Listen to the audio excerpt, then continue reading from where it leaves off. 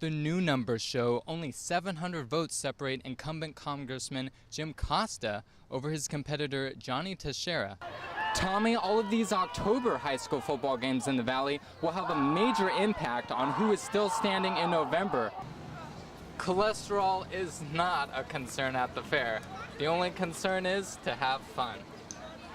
Christopher Ybarra is being held here at the Fresno County Jail on sex crime charges.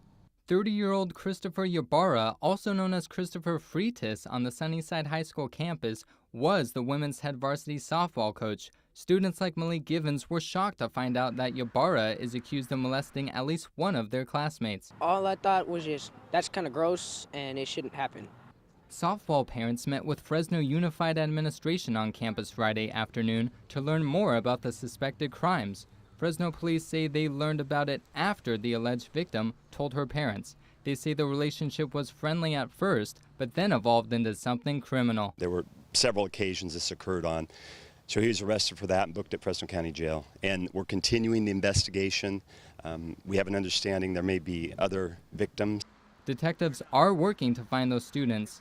One is away at college, the other could be a current Sunnyside student.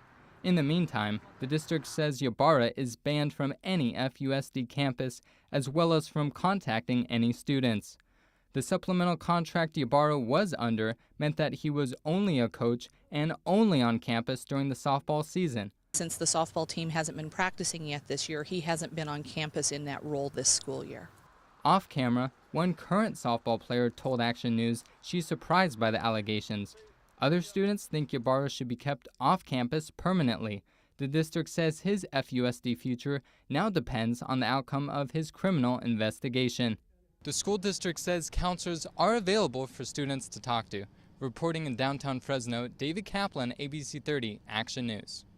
Because of the record-setting crowds at the Big Fresno Fair last year, there will be a lot of security at the fair this year.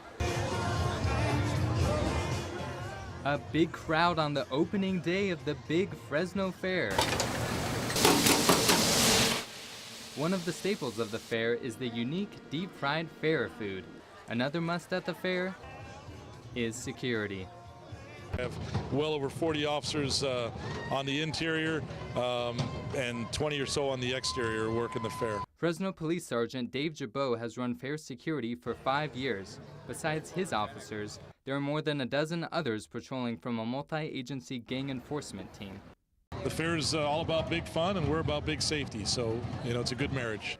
Officers are looking for anyone trying to cause trouble, as well as those who are vulnerable for crimes of opportunity. If you have valuables, make sure they're not in plain sight. Always lock your cars. And if you see something, let us know so we can act on it. New this year to the fair are wristbands that the fair is encouraging parents to fill out their contact information, just in case parents get separated from their kids. This will help officers set up a reunion. And I want to tell you, we have never lost a mom. But back to those deep-fried treats offered at the fair this year. Sharky's Fish Fry offers its new lobster fries featured on the Food Network, while the 50s-themed Willamette Valley Pie Company brings new desserts.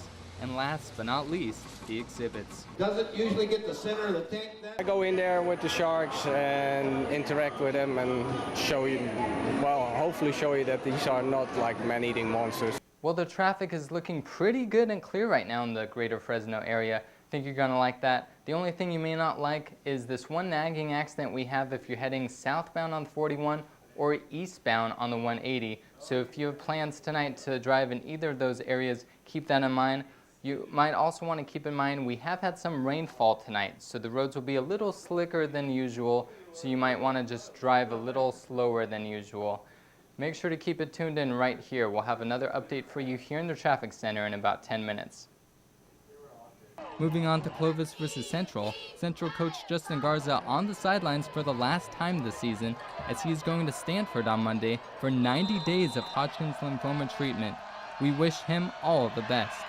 Grizzlies driving in the fourth quarter, tied at 14 until Clovis got a strip sack of Nick's 4.